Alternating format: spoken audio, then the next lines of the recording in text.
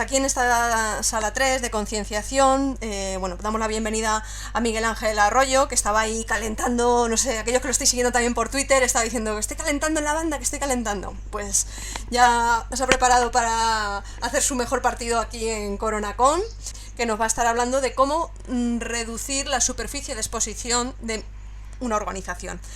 Pues nada, muchísimas gracias Miguel Ángel de parte de CoronaCon y adelante. Muchísimas gracias a vosotros por la organización y, bueno, particularmente a Carlos, a Javi, a Pepelu, a Jomosa, Raúl y sobre todo a ti, Yolanda, que, bueno, que lleva pegándote un trabajazo aquí en esta sala y la verdad bueno, que he de agradecer también por cómo lo estás haciendo.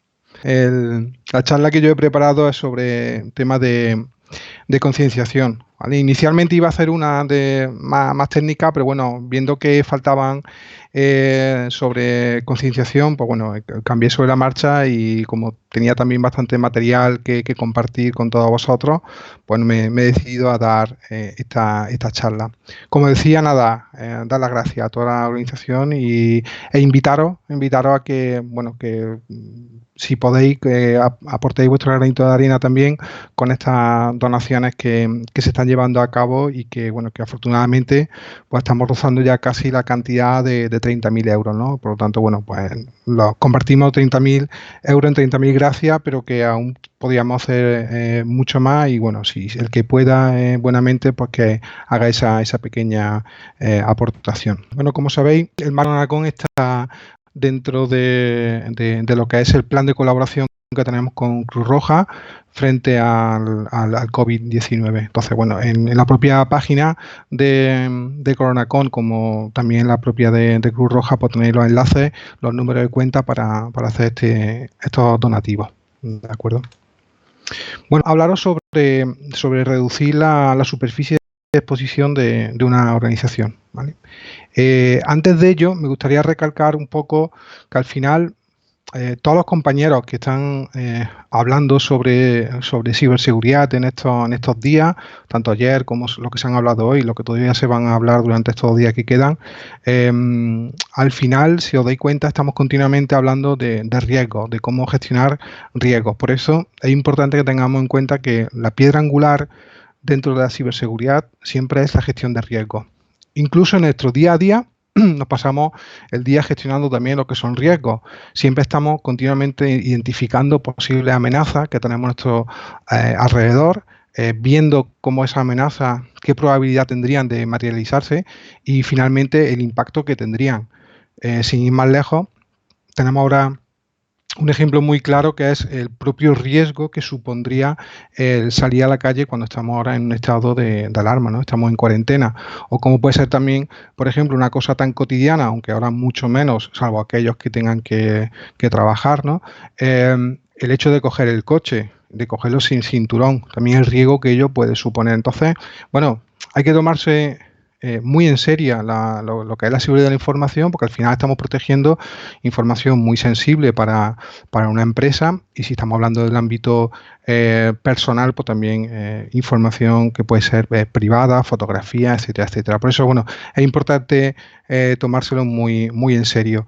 Y igual que ponía el ejemplo del riesgo a la hora de coger el coche, bueno, porque no caigamos, por ejemplo, en cosas tan absurdas como estas, ¿no? En que hay gente que se compra camisetas falsas con el cinturón de seguridad para intentar evadir las multas y no ponerse el cinturón de verdad. Bueno, al final aquí está claro que la gestión del riesgo aquí no se está llevando a cabo, ¿no? Bueno, espero que eso también lo tengáis en cuenta y nos lo llevemos al plano de la seguridad de la información. Cuando hablo de superficie de exposición de una organización, ¿a qué me refiero realmente? Bueno, pues me estoy refiriendo a lo que es la cantidad, pero también la calidad de la información publicada de una organización en Internet. Es decir, para que lo entendáis mejor, lo podemos plasmar en dos preguntas. ¿Qué sabe Internet de nosotros? O peor todavía, ¿qué información podría obtener un posible atacante? ¿Vale? Pensad al final que cuando nuestra organización es objetivo, se fija como un objetivo para atacar, una de dos, o tenemos acceso físico a la infraestructura, que para eso tendríamos que estar geográficamente cerca de esa organización y de su infraestructura para poder atacarla de forma física, digamos, o si lo hacemos a través de la red, a través de Internet, pues tenemos que obtener información previa para poder ver por dónde podríamos atacar. Al final es lo que se conoce como hacer un mapa de ataque, ¿no?, por parte del posible atacante. El atacante lo que va a querer es obtener el mayor número de activos de la organización posible para poder atacar, y desde el punto de vista de la defensa, nosotros, haciendo seguridad defensiva, necesitamos que la organización lo que haga es reducir al máximo posible esa exposición, ¿no?, de esos activos, de esa información. De eso trata esta charla, y bueno, y espero que al final tengáis claro también un poco el objetivo, ¿no?, y que vosotros mismos también podáis aplicar esta idea en vuestro día a día y en las organizaciones en las que estéis trabajando o vayáis a trabajar en un futuro. Dentro de este ámbito de lo que es la superficie de exposición, hay un concepto que se conoce como indicadores de exposición, el IOE. Básicamente, ¿qué es un indicador de exposición? Pues al final, cualquier tipo de concepto, de entidad que pueda dar información acerca de la organización, pues se podría considerar como un IOE, ¿no?, como un indicador de exposición, como puede ser los servicios publicados en la red, posible fuga de información de forma intencionada que se haga, como por ejemplo un leak de cuentas de correo, de contraseña, etcétera, revelación de información que se haga de forma no intencionada, ¿vale?, una dirección IP, una dirección URL, un subdominio, una cuenta de correo. Marco aquí en rojo la cuenta de correo porque a partir de aquí el ejemplo que yo voy a seguir para la superficie de exposición y su reducción, como veis son muchos indicadores los que hay, me voy a centrar en uno para que entendáis mucho mejor el concepto y el porqué de esa reducción. Una versión de software, un nombre de usuario, nombre, apellido, aficiones, lugar de trabajo, lugar de estudio, una localización. Todo eso se considera como un indicador de exposición. Esa información que nosotros creemos que por sí sola no es información que pueda ser relevante de cara a un atacante, al final si juntamos muchos datos de ese tipo, sí es verdad que nos podemos hacer un conjunto de información que sí puede ser utilizada para siguientes pasos para un atacante, ¿vale? Yo me remito mucho a Sun Tzu, que es un famoso estratega chino. Y bueno, fijaros, aquí lo que quería decir en varias de sus frases que tiene dentro de su libro, El arte de la guerra, hay varias de ellas que vienen a colación de lo que acabo de comentar ahora mismo.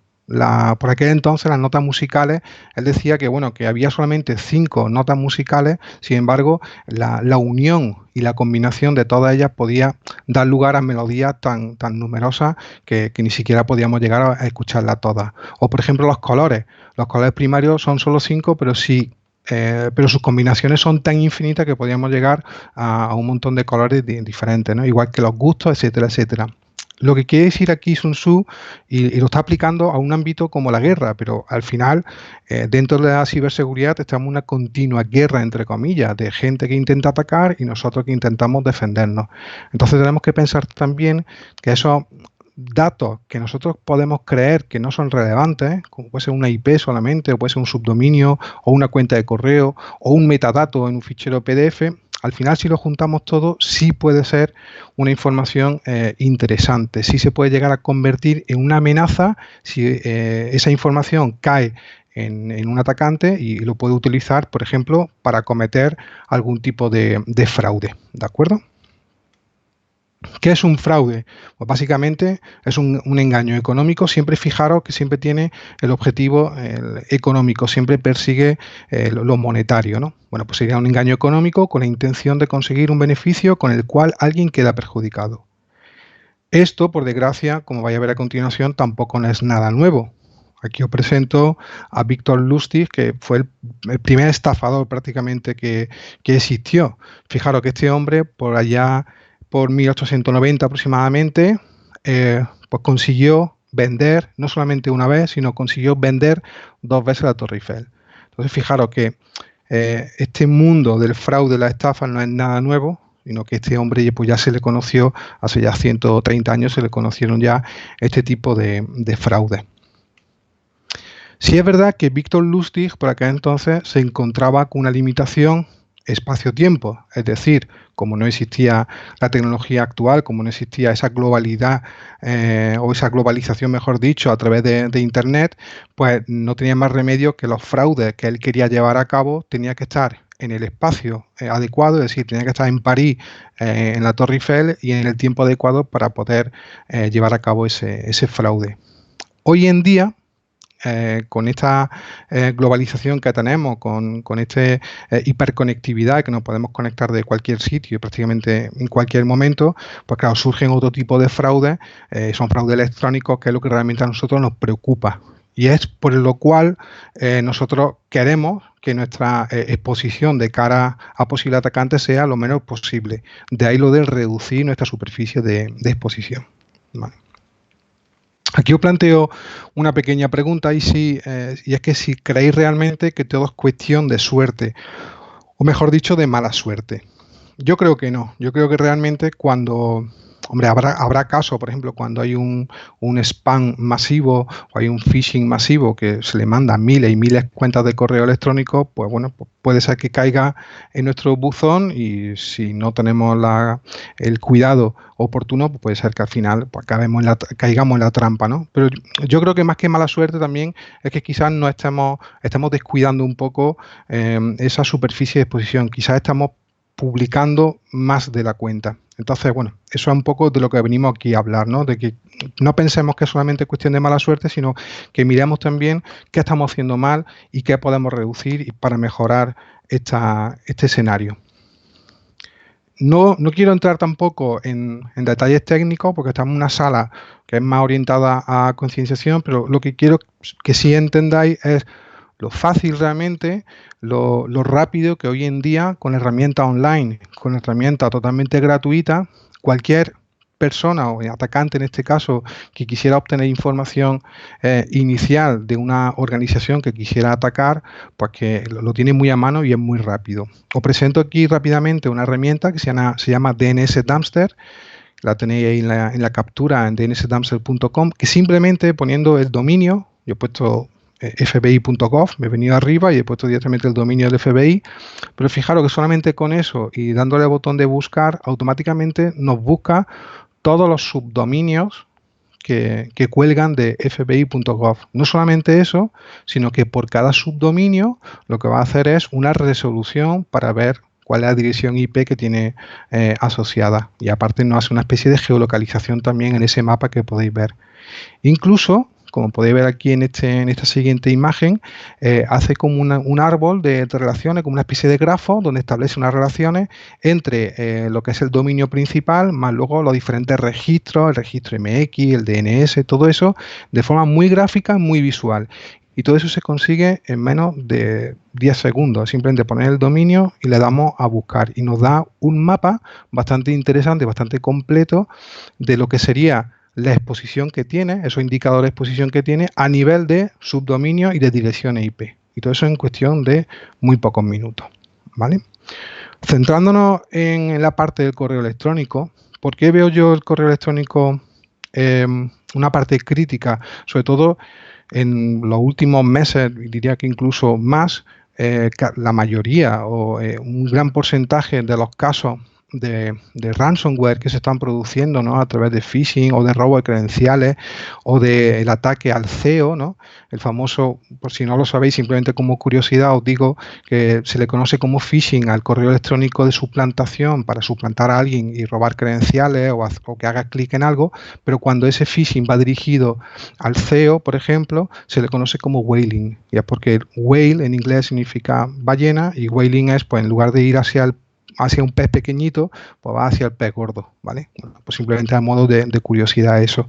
Entonces, en este tipo de ataques, para que hagáis una idea, resulta mucho más difícil, como vemos aquí en la imagen, que un atacante desde fuera pueda hackear el cortafuegos, evadir esa protección que tiene o cualquier sistema de seguridad que pueda tener, así lo hace a través de un correo electrónico, ¿vale? Fijaros que todo el tráfico entrante hacia la red está protegido por el firewall y lo va a denegar todo tráfico que no sea permitido. Sin embargo, el correo electrónico está permitido, por lo tanto, el correo electrónico va a entrar a lo que son los equipos internos de la red. Aquí es donde el atacante juega con esa ventaja o intenta aprovecharse de la falta de conocimiento, de la falta de concienciación que puedan tener los usuarios y abrir, por ejemplo, un enlace o ejecutar o abrir un archivo, supuestamente una factura que le pueda venir de algún sitio, y ahí es cuando se abre un poco lo que es la infección de los equipos y la propagación que hace. Entonces, por eso veo importante el correo electrónico como uno de los vectores de ataque más utilizados día de hoy. Digamos que en los casos de ransomware que se han producido en las últimas fechas, el 80%, si no más, ha sido a través de correo electrónico. Sí es verdad que en los últimos meses ha habido casos también a través de RDP, del terminal server, pero casi, ya os digo, en ese porcentaje se mueve sobre todo el tema del correo electrónico. Por lo tanto, tenemos que cortar de raíz esa parte. Es importante la formación, la educación al usuario, es importante tener también los antivirus, es importante también que incluso el servidor de correo también tengan su mecanismo de seguridad para detectar posibles correos maliciosos, pero yo aquí lo que os invito en esta charla es ¿por qué no nos vamos a un paso anterior? ¿Por qué no intentamos cortarlo de raíz? ¿Vale? Eso es lo que os quiero mostrar. Por ejemplo, una cosa tan sencilla como es buscarnos a nosotros en Google, de forma que podamos, a través de un correo electrónico o a través, aquí he puesto un correo electrónico entero, pero si pongo solamente un dominio, puedo utilizar diferentes operadores específicos, diferentes DORCs que se llaman, para intentar hacer una búsqueda mucho más específica y ver mi correo electrónico por dónde anda, mi correo electrónico o el de otros compañeros de la empresa, especificando el dominio. He puesto este ejemplo, el de esta cuenta de correo, para que veáis, bueno, que aparecen diferentes resultados, pero uno de ellos me lleva automáticamente a una página donde se muestran lo que son muchas cuentas de correo que son robadas, y entre ellas aparece justamente, al ser texto puramente, el navegador, el buscador, en este caso Google, en su motor de búsqueda, ha indexado esta información y es la que me ha mostrado como resultado. Pero, ¿por qué no lo hacemos nosotros con nuestras cuentas de correo? Yo sé que por ahí también hay compañeros que han hablado sobre servicios tipo de Have I Been Pwned y cosas por el estilo, pero a mí la verdad es que no me llegan a dar mucha confianza, porque no sé realmente ese tipo de servicios a quién le estoy dando el correo electrónico para que me compruebe si está hackeado o no, ¿no? Entonces, bueno, prefiero casi, al final, ese tipo de herramientas, si os dais cuenta, van a ser sus propias consultas luego en otras fuentes abiertas, como puede ser motores de búsqueda como Google, como Bing, como el DuckDuckGo, y luego igual, no lo sé, igual hace también otras búsquedas, a lo mejor a través de Tor, en Deep Web o en otro tipo de redes, ¿vale? Pero al final el funcionamiento sería el mismo. Fijaros también que, siguiendo un poco con esa facilidad que existe hoy en día para encontrar esos indicadores de exposición, esa superficie de exposición, también tenemos herramientas online gratuitas nuevamente, que lo que van a hacer es buscar lo que son cuentas de correo en base a un dominio. En este caso vuelvo a poner fbi.gov, le doy a buscar. Esta es una página, una herramienta, se llama hunter.io, y nada, me encuentra fácilmente 1153 direcciones de correo de este dominio, ¿de acuerdo? Entonces, bueno, fijaros que al final no necesitamos tampoco tener mucho conocimiento al final en este tipo de herramientas, ni tenemos que instalarlas, ni tenemos que tener sistemas operativos de hackers, ni cosas por el estilo, sino que al final, con simples páginas y herramientas online de este tipo, podemos sacar información muy valiosa, y lo peor, los atacantes pueden sacar esa información en nuestra contra, ¿no? Todo eso es, digamos, hurgando, buscando en fuente abierta, como puede ser o bien un motor de búsqueda, o bien como puede ser una herramienta tipo Hunter.io. Pero vamos más allá. ¿Qué ocurre, por ejemplo, con redes sociales profesionales como tipo de LinkedIn, que también pueden ser usadas como indicadores de exposición? Fijaros una cosa, en este caso he cogido como ejemplo la NASCAR. En el LinkedIn podéis buscar o bien por persona, pero también podéis buscar por empresas. Vosotros buscáis por organizaciones, podéis luego filtrar por personas que trabajan o que están relacionadas actualmente con esa organización. Pues bien, yo buscando por NASA y luego haciendo ese filtro, me aparecen pues 19.089 resultados, ¿vale? Pues fijaros que me aparecen las personas, nombre, apellido y debajo también el cargo que actualmente tienen en esta organización.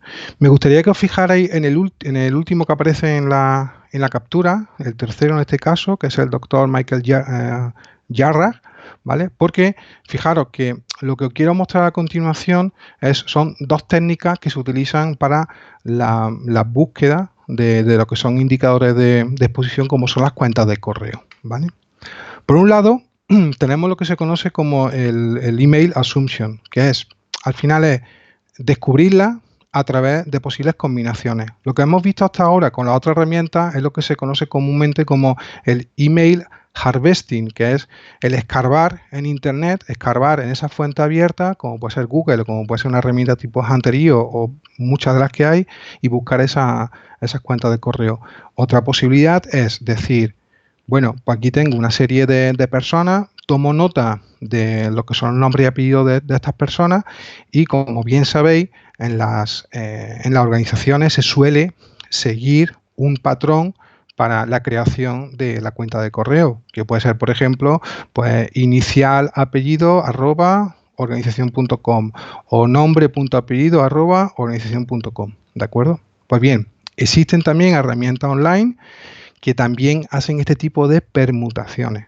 Fijaros, yo he puesto aquí un ejemplo, he puesto mi nombre, he puesto mi apellido y he puesto diferentes dominios. He puesto empresa.com, Hotmail, Yahoo, Gmail, todo eso. Y yo le doy aquí a Submit y lo que hace automáticamente que me hace todas las permutaciones posibles con esas posibles combinaciones que yo acabo de decir, de nombre.apellido, de inicial apellido el dominio, etcétera, etcétera, con los dominios que yo he indicado.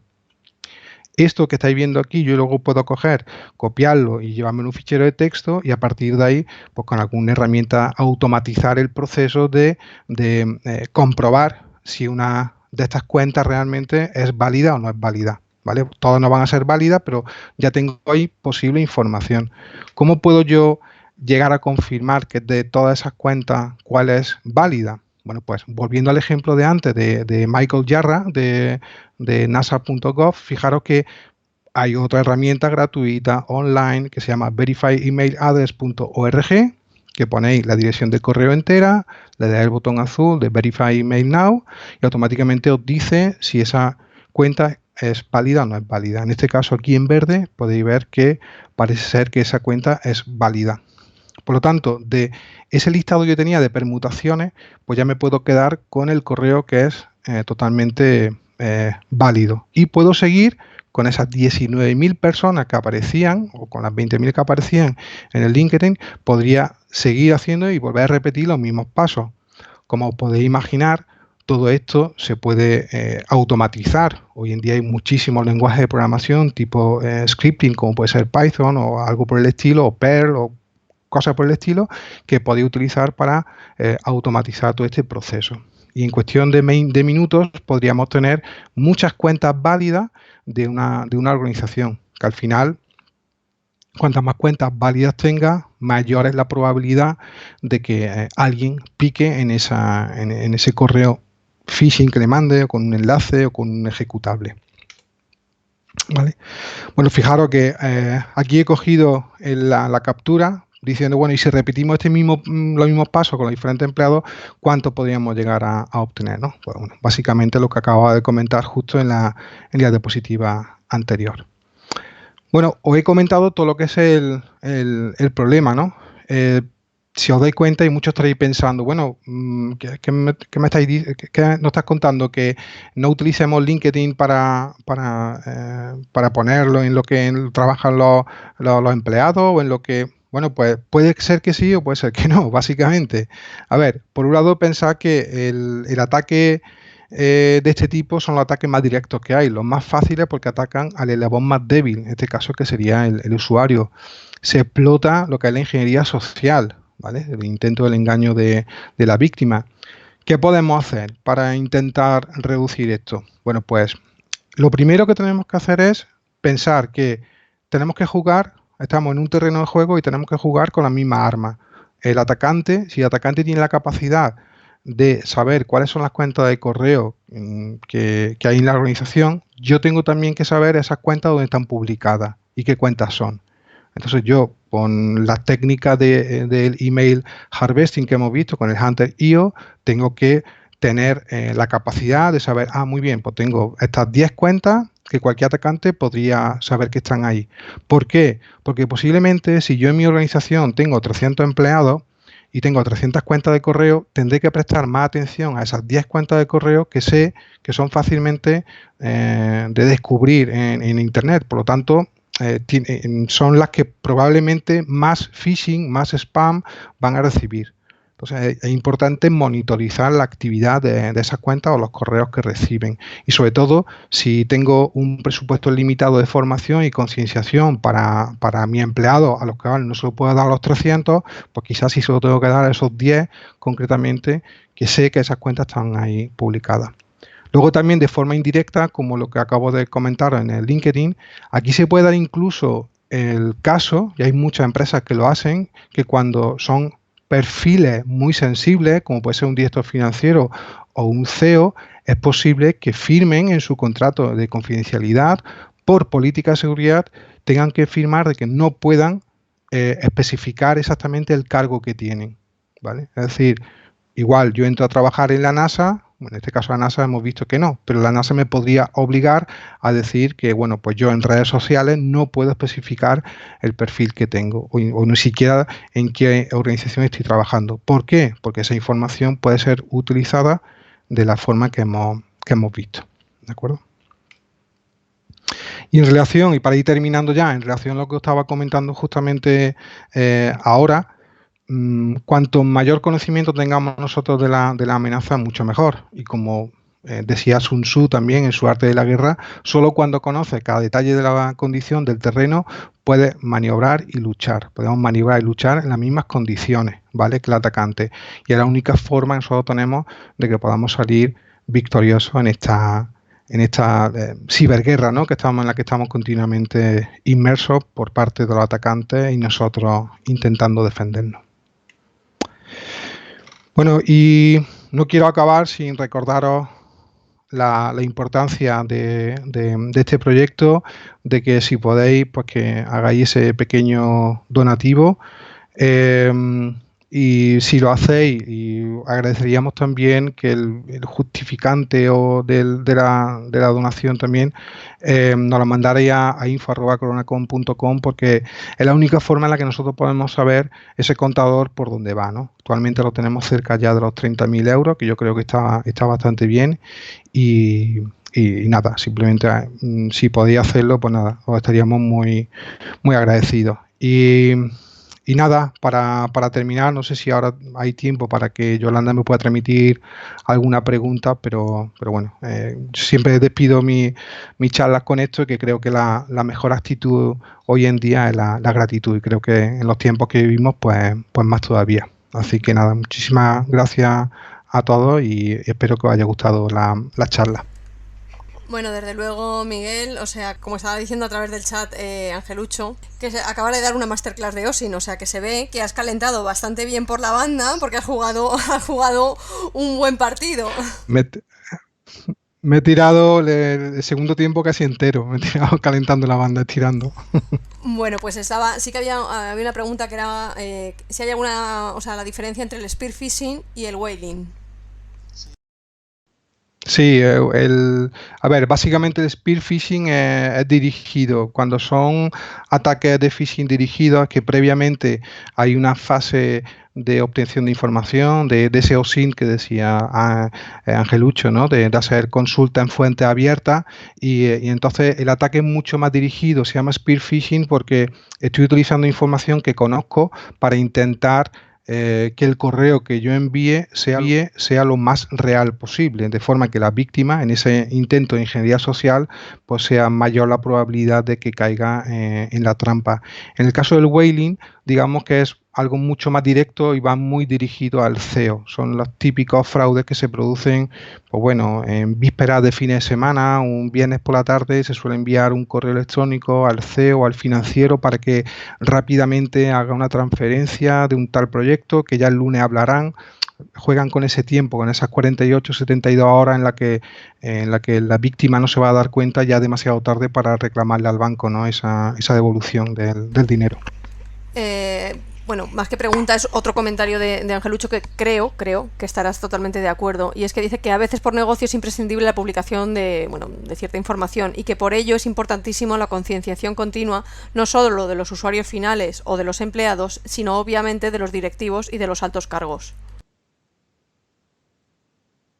Totalmente de acuerdo. Por eso he puesto como al final es muy difícil, yo siempre lo suelo decir, no puedes ponerle puerta al campo. Al final hay que valorar, estamos, como decía en la primera diapositiva, estamos siempre gestionando riesgos.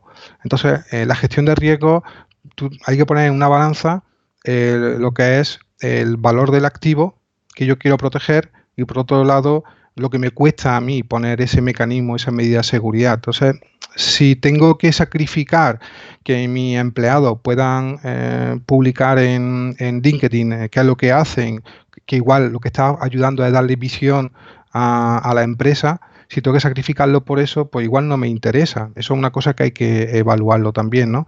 Pero por eso ponía en la última diapositiva, en la penúltima, ponía también de que hay mecanismos complementarios, es decir, no hay que llegar a lo mejor a ese punto, pero a lo mejor sí tengo que decir, oye, pues para los perfiles más altos, igual sí tengo que establecer a lo mejor unos mecanismos de monitorización, de coger y monitorizar continuamente esas cuentas en el servidor de correo, bueno, un poco detectar, ¿no?, posibles amenazas antes de que se lleguen a materializar, ¿no?, y produzca un impacto. Concienciación a todos los niveles, ajustados cada vez al nivel de cada uno. O sea, es que es la base de todo lo que estamos diciendo y repitiendo aquí.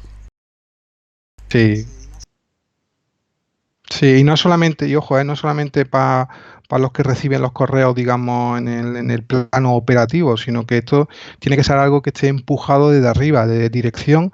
Son los primeros que tienen que establecer esa cultura de ciberseguridad de forma proactiva y hacérsela ver y entender a los empleados. Por tanto, no solamente a la gente de informática, a la gente de administración, de recursos humanos, sino eso es algo transversal a todo el mundo y ya os digo, tiene que venir empujado desde arriba para que sea todo. Exacto, para que sea efectivo hay que llegar a todos por igual, y por eso son necesarios que, igual que en CoronaCon se plantearon charlas más técnicas para gente que ya tiene un nivel, que está más puesto y que tiene interés de perfeccionar diversas cosas o de profundizar en algún campo o conocer campos nuevos, es necesario iba a decir, no bajar el nivel, sino hacer sencillo, el explicar cosas tan técnicas que hay veces que son un poco complicados, para que sea sencillo que llegue a todo tipo de usuarios, como siempre digo yo. Entonces, muchísimas gracias por la claridad en tu exposición. Nada, un placer y gracias a ti, Yolanda, también por todo el curro que le estás pegando y lo dicho, a toda la organización de CoronaCon y por contar conmigo, y yo encantado de aportar.